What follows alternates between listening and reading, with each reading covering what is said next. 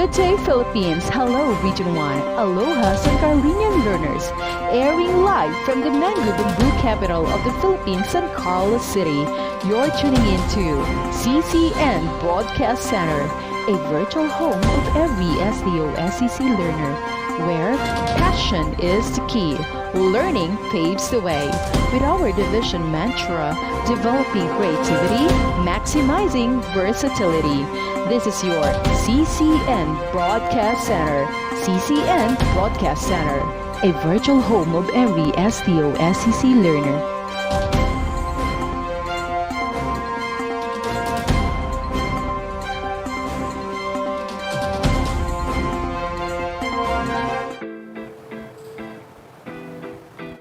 Good day, learners! Welcome to another fun-filled episode here at Carlos and Caroline Network. Let me be your guide as we navigate through our lesson. I am Miss Aileen C. Tamayo from Speaker Eugenio Perez National Agricultural School at your service. For today's session, we are going to tackle Quarter 3, Module 3 in Science 8 with the title Atoms Inside Out. Specifically, Lesson 1, the properties of subatomic particles. Lesson 2, plum pudding and nuclear models of the atom. This will cover the most essential learning competency.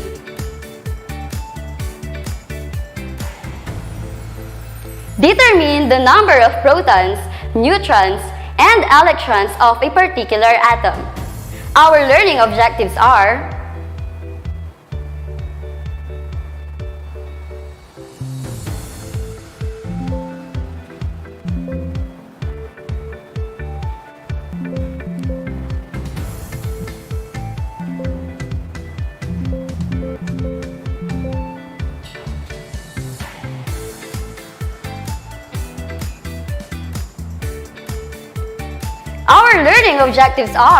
identify the subatomic particles of an atom. Describe the overall structure of an atom. Discuss the experiments which led to the determination of atomic structure. Before we proceed with our lesson, let us have a recap of the previous topic through peak mania. The category is Name that phase change. Identify the phase change shown by each image.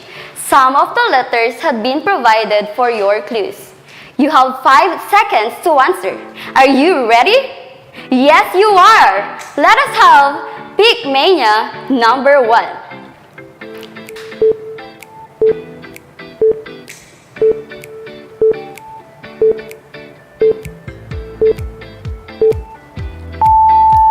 Condensation. Peak Mania number 2.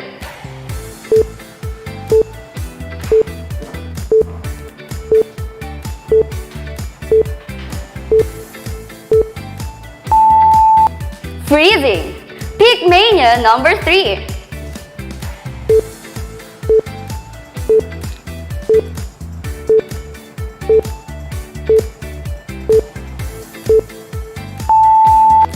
Sublimation. That was wonderful! To make your mind extra curious in our lesson, let us try some rebus puzzles.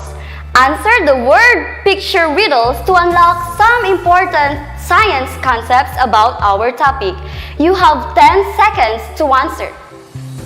For example, what is the answer to this word picture problem? Banana split. So, are you now ready? Let's begin with our puzzle number 1.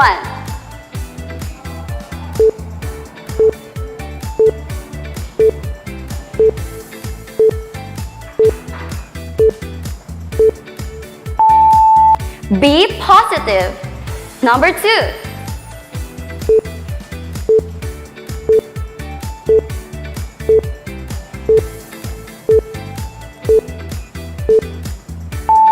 It's negative. Number 3.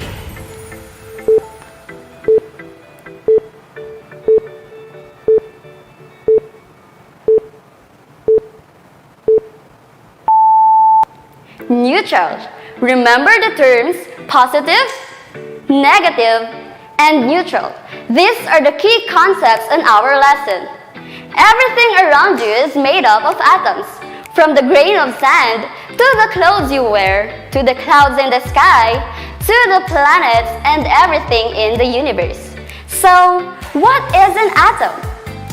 To keep it in simple words, atoms are the building block of everything in the universe, be it solid, liquid, or gas. If you were to take any object such as a chalk and bring it to half, then half again, and keep on carrying on, where would you end up? Could you keep on going forever? Or would you find indivisible building blocks out of which everything is made of? Physicists have found out that matter is made of fundamental particles, the smallest things in the universe. These particles interact with each other to give shape to the world around us. So how does it work?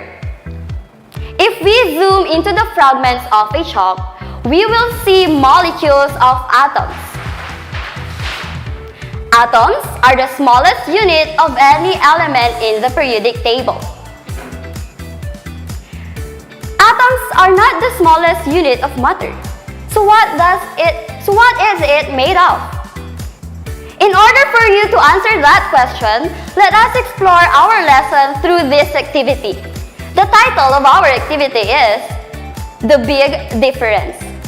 After performing this activity, you should be able to compare the masses of subatomic particles in different ways of visual representation and infer which subatomic particle contributes to the mass of the atom. The materials needed are pen or pencil and paper. Here are the guide questions which you have to answer. 1. Which subatomic particle is the lightest? 2. Which subatomic particle is the heaviest? 3. Which subatomic particles have almost the same mass? 4. How does the mass of the neutron compare with the mass of the proton? 5. How many electrons should be placed on one side of the seesaw to balance it if the other side has one proton in it? 6. Which subatomic particle makes up most of the mass of the atom? Are you ready, learners? You have 10 seconds to answer each guide question. Let's begin. Question 1. Which subatomic particle is the lightest?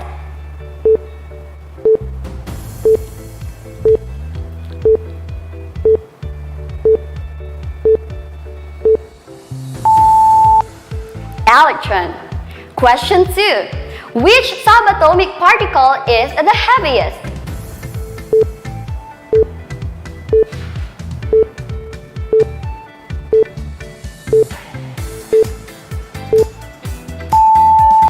Neutron. Question 3. Which subatomic particle have almost the same mass?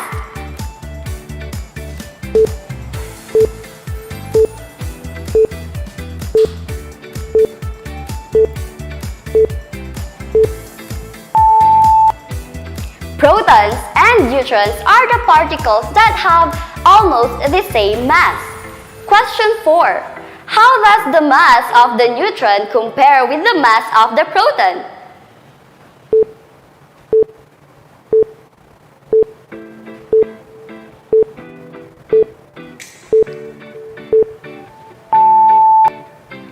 The mass of the neutron and the proton are almost the same.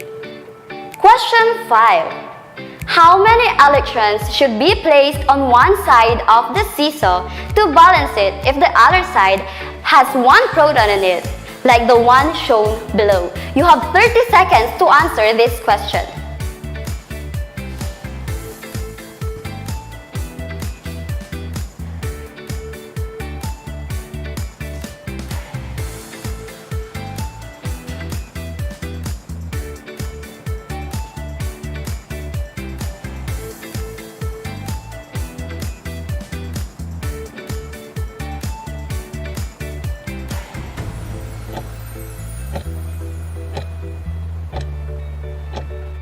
The correct answer is 1,836 electrons. How did we get that answer? Here is the computation. Number of electrons multiplied to the mass of electrons is equal to the mass of one proton. Next, number of electrons multiplied to 9.109 times 10 raised to negative 28 grams is equal to 1.672 times 10 raised to negative 24 grams. Number of electrons is equal to 1.672 times 10 raised to negative 24 grams divided by 9.109 times 10 raised to negative 28 grams. The final answer is number of electrons is equal to 1,836. Question number 6. Which subatomic particles make up most of the mass of the atom?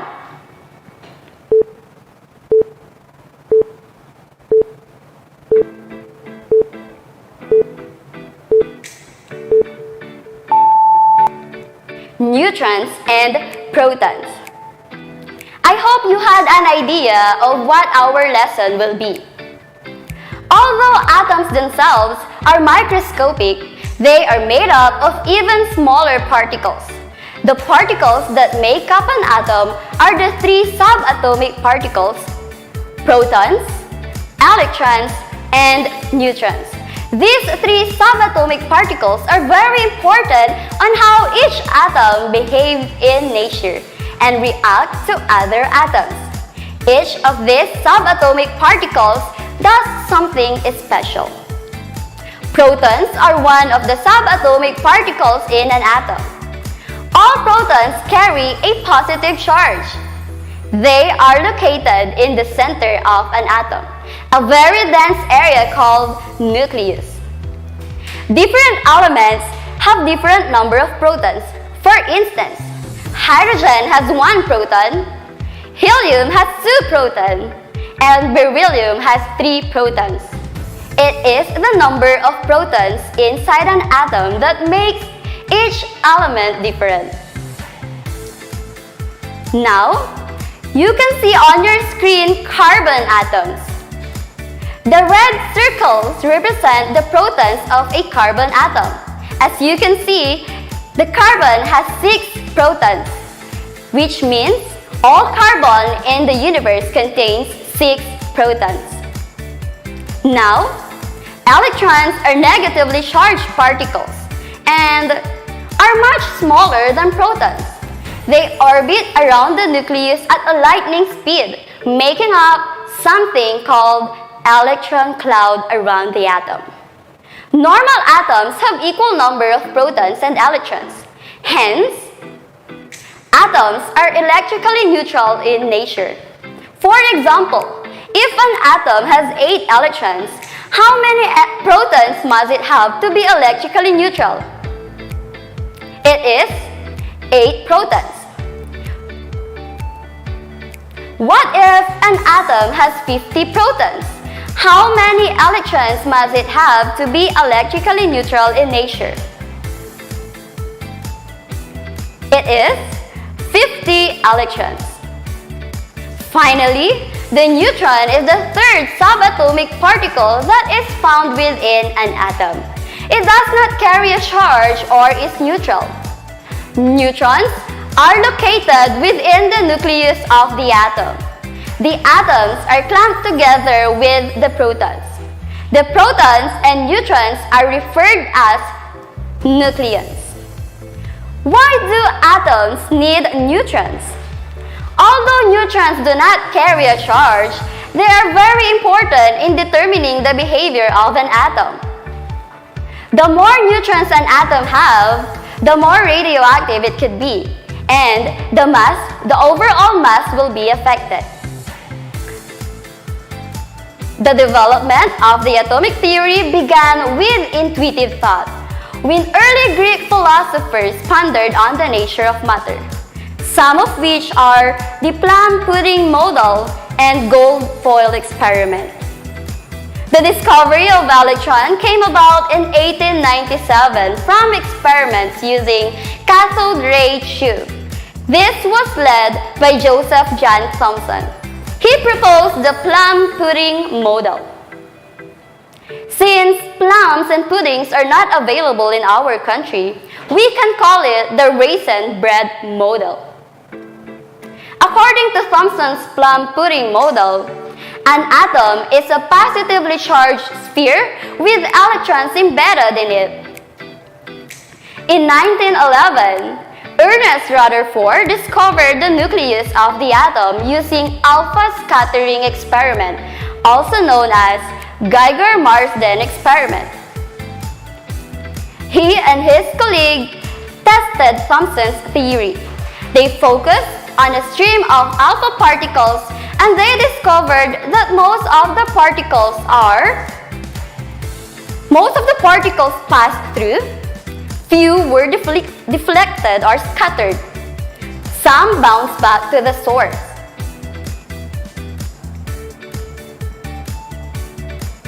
He came up with the new atomic model disproving the previous one. According to his alpha scattering experiment, most of the atom's mass was concentrated in a positively charged center, which he later named the nucleus. So, as you can see, just as everything around you is made up of atoms, atoms themselves are composed of subatomic particles. Now, let's make a wrap-up of our lesson. Atoms are made up of subatomic particles, protons, electrons, and neutrons.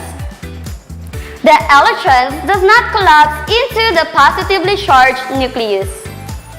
Neutrons and protons make up the most of the mass of an atom.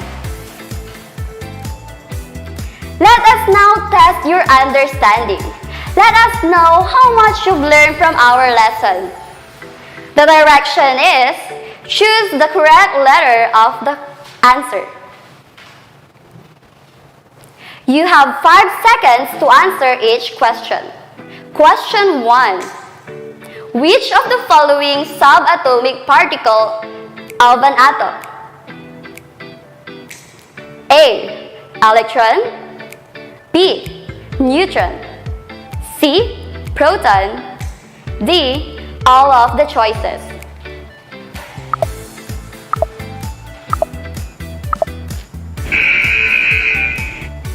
D. All of the choices. Question 2. Which of the following statement is incorrect? A. Matter is composed of atoms. B. All atoms are electrically neutral. C. The nucleus of an atom is positively charged. D. The nucleus of an atom is negatively charged.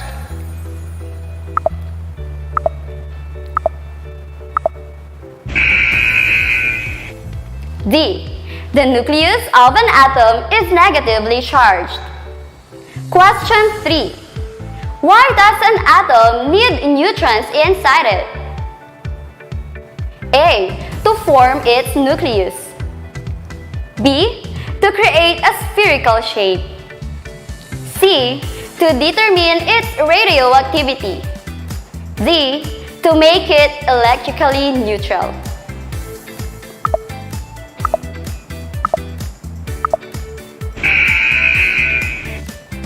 C. To determine its radioactivity. Question 4. Which of the following describes Joseph John Thomson's experiment? A. Atoms are indivisible. B. Electrons are embedded in an atom. C. An atom contains negative charges only. D. Protons are located in the center of an atom.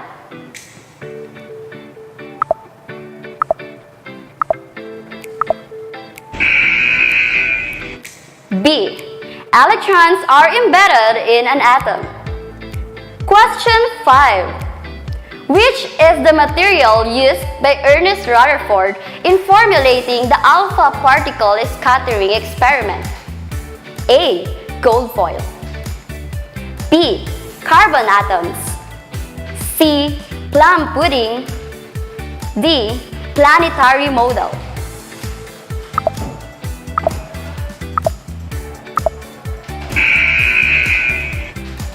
A. Gold foil. Congratulations, dear learners! It was indeed a joyful learning. Before we end our episode, let us be protons. Think positive. Once again, I am Miss Aileen C. Tamayo at your service.